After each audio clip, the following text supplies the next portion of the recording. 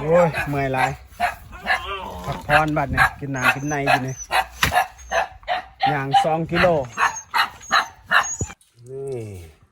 ไปกินมะขามขามแม่เฒ่าพ่อเฒ่าไม่กินมะขาม นี่ก็ถอด แซ่บบ่ แซ่บ มีแห้งเนาะ มีแห้ง มีแห้งดอน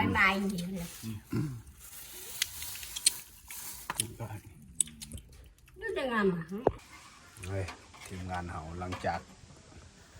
พักผ่อนแล้วกินน้ำกินไหนเนาะก็ออกมาแยงแวนเนาะอยู่นอกเนี่ย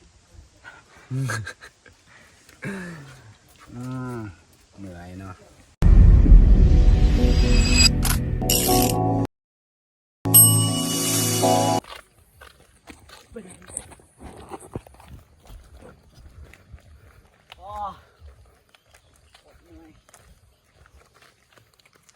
มือคุณถอดเลยดิ ถึงเมื่อยถึงถอเขาเสียจังได้ดีกระป๋อม2 ตัว3 พอดีแล้วแบ่งกัน พอดีเลย คือว่า2 ตัวเขาลืมเนาะ เขาเหลือ 3 ตัวเนาะ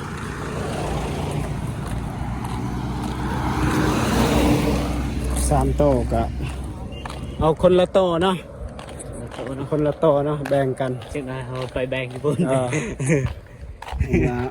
กินคนละตัวเพราะว่าเขาบ่ได้หลายเขาก็ต้องยอมรับว่าเขาต้องได้คนละตัวพี่น้องได้ไหมโอ้เห็นอีกแล้วพี่น้องนี่ตัวใหญ่เลย มานี่เห็ด จะเย็นเด้อ มันมาจริง นะสีแดง มันบ่เลือ หัวแดงเลยตัวนี้โอ้สุดยอด Let's go มือมัน S O นี่เรียบร้อยถึกมือนำเนาะ โอ้มันกัด ระวังได้มันกัดได้คือมันกัดอ้ายนี่เบิ่งมือนี่จะเย็นเสียนไอ้นดจะเย็นจับใส่หัวก่อน สบาย พอมานอยู่สิว่ามานกับพอมานอยู่สีโต สบายรุ่นนี้นะกระปามรุ่นนี้นะ นี่สิหายากสำได้กระป๋อม2026นี่ วันหนึ่งบริเนี่ยนะ วัยรุ่นครับว้าวัยรุ่นนี่ขี่รถไวเลยเนาะมันคือพวกเฮาเนี่ยวัยรุ่น3 คนนี่ หาเลาะหายิงนกยิงหนูหาคลองกระป๋อมนี่คือวัยรุ่นเขาเด้นี่เขาก็บ้านๆนะบ่มีรถบ่มีลางคือเขา บ้านแบบ แล้วก็หายางหาเลาะหาลิ้นนั่นนี่แหละบ้านๆเฮา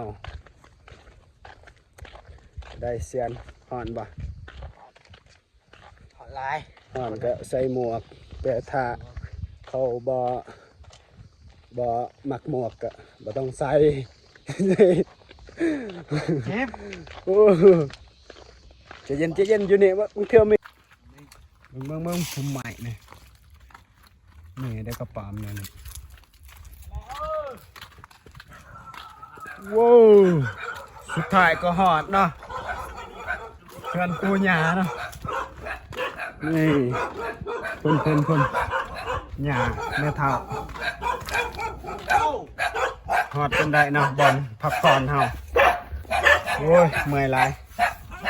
พักผ่อนบัดเนี่ยกินน้ำกินในอยู่เนี่ยอย่าง2 กิโลหอดเลยบอลผัก กินน้ำเนาะ จะพักกินน้ำกินในเนาะ นี่น้ำทุกคนเนาะน้ กิน ำน้ำสะอาดเนาะน้ำตองนะ กันตองน้ำกันตอง มันเป็นกระเพาะอยู่จอก เป็นกาแฟเฉยชิคเก้นมันเป็นกาแฟเมน ประมาทเลยนะสี่ตับ ซีโตนะไม่ทำบ่เห็นบ่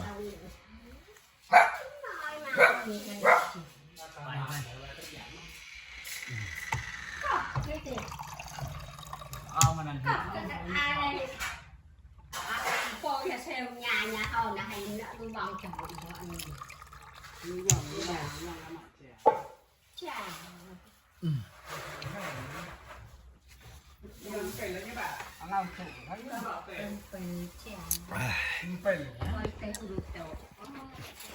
นี่ไปกินมะขามมะขามแม่เฒ่าพ่อเฒ่าไปกินมะขาม นี่ก็ถอด แซ่บบ่ แซ่บ มีแห้งเนาะ มีแห้ง มีแห้งดอน mai nhiều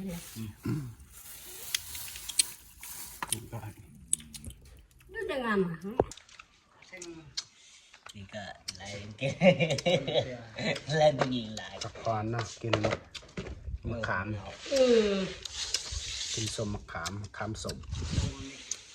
นี่ตะพอนเนาะเมื่อยตะพอนหย่อนใจ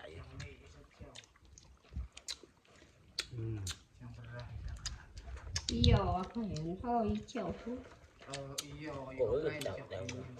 มาเอฟซีเซินเอฟซีอยากมีเอฟซีได้ฝากติดตามเนาะกดไลค์กดแชร์กด Subscribe ไม่ลงคลิปไว้ไม่อยู่ฝากติดตาม จะได้ก็ฝากติดตามเนาะซองหน่อยๆของเฮาเนาะเพื่อจะได้เบิ่งคลิปต่อๆไปเนาะเพื่อซองของเฮาจะเติบโตและเฮาจะเฮ็ดเรื่อยๆฝากกดไลค์กดแชร์เด้อพี่น้องปองปาย mà เฮ้ยทีมงานเฮาหลังจากพักผ่อนแล้วกินน้ำกินไหนเนาะก็ออกมาแยงแวนเนาะอยู่นอกนี่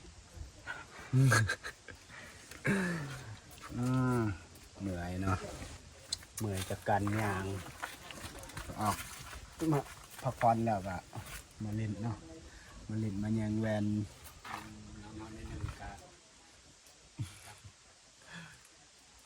มันสิขายังอยู่นี่นี่กาแฟกำงามๆเนาะกบกาแฟกำลังหมาก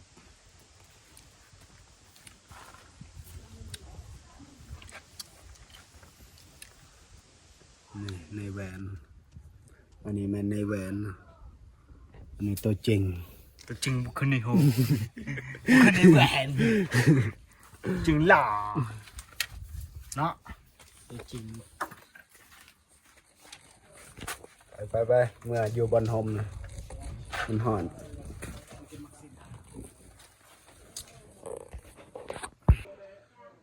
มาเสียนมานั่งนี่นะมาทำความรู้สึก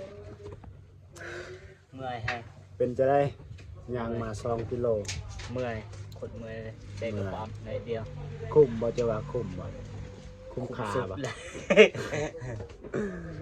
กลุ่มที่สุดในโลก สิว่าคุ้มก็คุ้มแล้วพี่น้องเอ้ย FC เอ้ยคุ้มแล้วสำนี้นี่ได้4-5โตนี่ แม่น เอาก็บ่ได้จริงจังสิหากระป้อมดอกก็หาเลาะหาเล่นและวางๆแน่นี่อุปกรณ์ใหม่คันของกระป๋อมเฮาก็เสียไว้อยู่นี่แล้วเนาะจะหน่อยก็ขี่รถขี่รถใหญ่ขี่รถนาบาวเพิ่นเนาะเมื่อบานย่างบ่ไหวแล้วเนาะขี่รถเอาเนาะ ใช่ครับ นอนนั่นจักตกอยู่ใส่ ตกมาแต่ใส่ก็บ่โหเนาะ โอ้ยพี่น้องเอ้ยจังใดก็ ว้า จบคลิปเพียงเท่านี้เนาะจะได้ก็ฝากกดไลค์กดแชร์กดติดตาม เพื่อเป็นกำลังใจเล็กๆน้อยๆให้ทีมงานเฮาได้เฮ็ดคลิปต่อๆไปเนาะขอขอบใจ ขอบใจ